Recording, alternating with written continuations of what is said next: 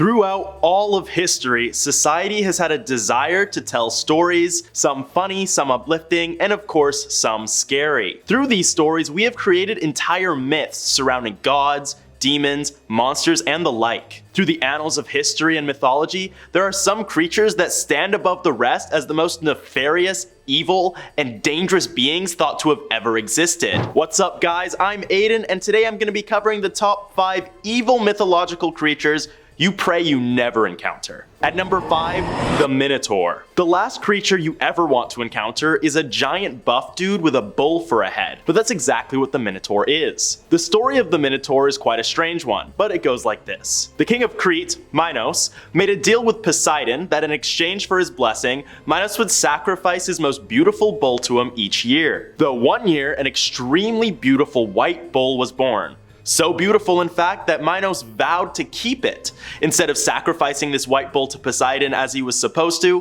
he kept it, and instead sacrificed his second most beautiful bull to the god of the sea. Of course, Poseidon was aware of this deception made by the king and decided to punish him. The punishment in question, he cursed Minos' wife, Pasiphae, to fall in love with the beautiful white bull. And when I say love, I mean love. Pasiphae was so in love with the bull, in fact, that she went to Daedalus, a renowned architect and craftsman, and asked him to craft a wooden cow for her so that she could hide within it and, well, do the deed with the beautiful bull. This led to her pregnancy and eventual birth of her bull-headed son. Pretty messed up on Poseidon's part to curse her like that, but hey, the gods were known for their vengeful nature, and Poseidon was no exception. Pasiphae cared for the Minotaur as if she would any other child, but Minos, ashamed of how the child came to be, enlisted the help of the legendary artificer Daedalus to create a prison to hide the Minotaur. This prison is the famous maze known as the Labyrinth, a near inescapable maze filled with confusing corridors, staircases, and familiar turns that'll have even the most skilled navigators lost. Considering the Minotaur's hunger for flesh, the labyrinth was used as a form of punishment by King Minos,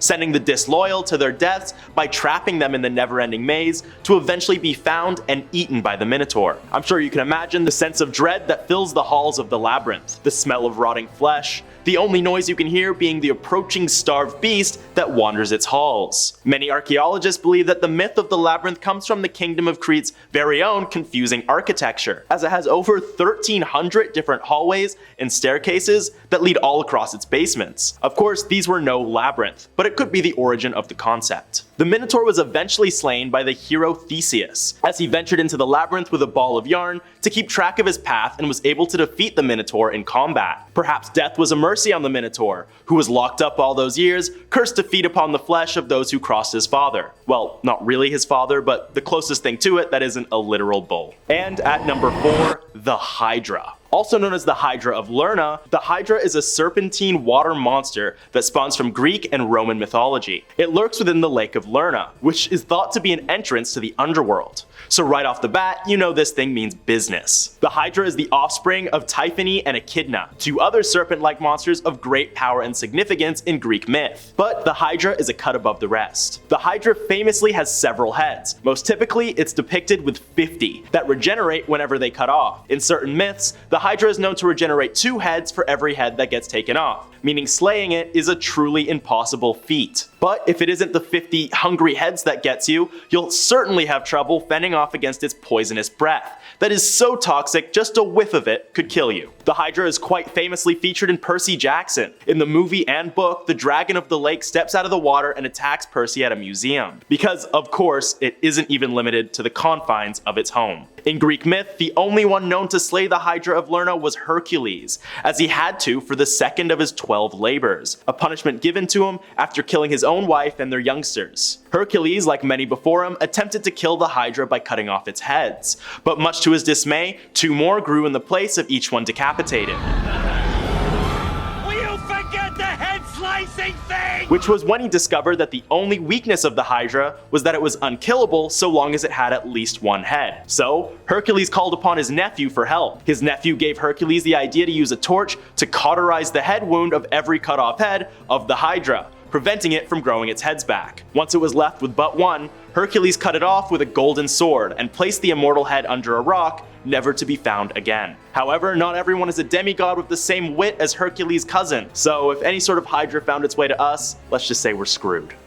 At number 3, Fenrir. Fenrir, also known as Fenris Wolf, stands as one of the most terrifying and enigmatic creatures in Norse mythology. Born of the trickster god Loki and the giantess Angerboa, this monstrous wolf embodies chaos, destruction, and the uncontrollable forces of nature. Fenrir's appearance alone strikes fear into the hearts of both gods and mortals. He is described as a colossal wolf with fur as black as the darkest night, eyes that burn like molten lava, and teeth that are nothing short of dagger-like. This formidable creature's sheer size and aura of malevolence make him an unmistakable symbol of impending doom. But it's not just Fenrir's physical presence that makes him terrifying. It's his insatiable appetite for destruction and his role in the apocalyptic event known as Ragnarok. The gods recognized his growing power and sought to contain him, chaining him with Gleipnir, a magical chain crafted by the dwarves from impossible materials like the breath of fish and the roots of a mountain. Despite this, Fenrir's growing strength rendered Gleipnir ineffective, and he continued to grow, eventually breaking free to fulfill his terrible destiny. Fenrir's role in Ragnarok is pivotal. He is destined to break free from his chains and join the forces of chaos and destruction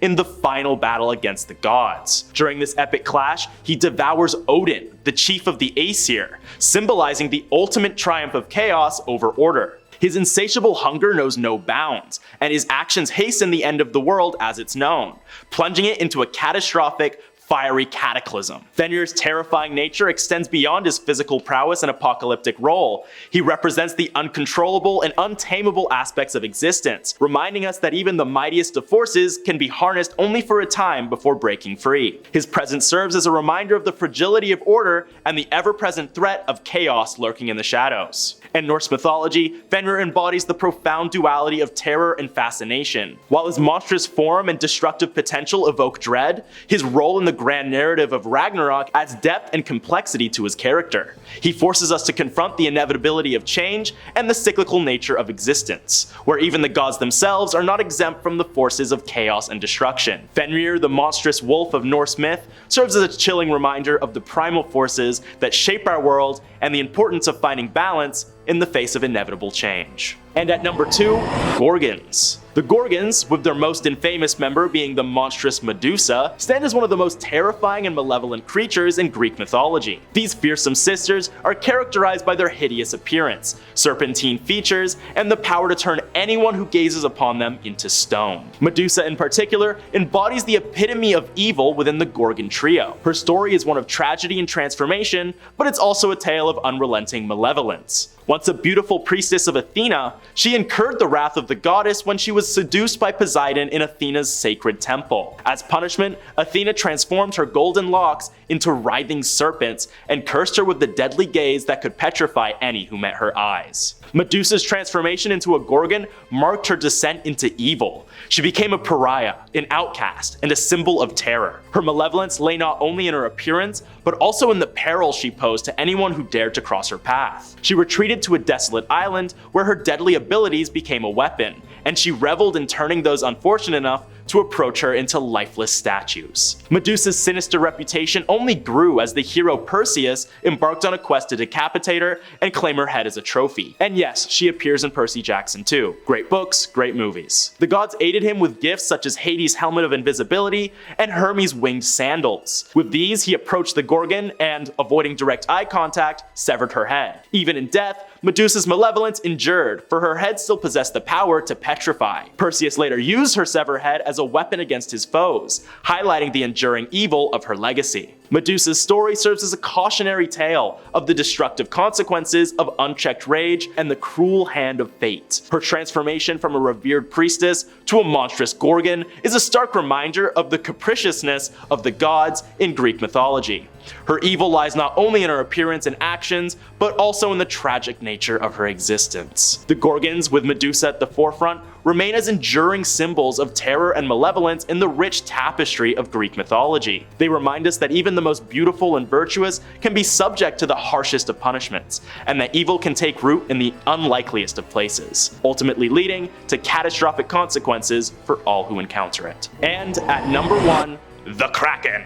While not belonging to any particular mythology in the same sense as the other creatures on this list, the Kraken is a beast that has struck fear into the hearts of seafarers across the world. The Kraken, a legendary sea monster of Scandinavian folklore, is a fearsome and enigmatic creature that has captured the imagination of sailors and storytellers for centuries. This colossal sea monster is said to dwell in the dark, uncharted waters of the North Atlantic, terrorizing sailors who dared to venture into its domain. The mythos surrounding the Kraken paints it as an enormous, tentacled behemoth, capable of pulling entire ships and their crews into the depths of the ocean with ease. Its size is said to be so immense that its body can block out the sun, casting a shadow over the entire vessel it targets. This monstrous creature's appearance alone strikes fear into the hearts of sailors, with its massive tentacles, slimy skin, and a gaping maw filled with row after row of razor-sharp teeth. The origins of the Kraken myth are deeply rooted in the maritime cultures of Scandinavia, particularly among the Norse and the Icelandic people. Tales of the Kraken were often used to explain mysterious disappearances of ships and the treacherous conditions of the North Atlantic. The word Kraken itself is believed to come from the Old Norse word krak, which means an unhealthy animal or something twisted. Fitting. Despite the fear it instilled, the Kraken held a peculiar place in the mythology of the region. It was sometimes depicted as a protector of the seas, keeping balance in the underwater realm by preying on excessive fish populations or guarding underwater treasures. Some legends even suggested that the Kraken could be appeased with offerings, sparing ships that respected its domain. The Kraken's legend continued to evolve over time, seeping into the broader folklore of the sea.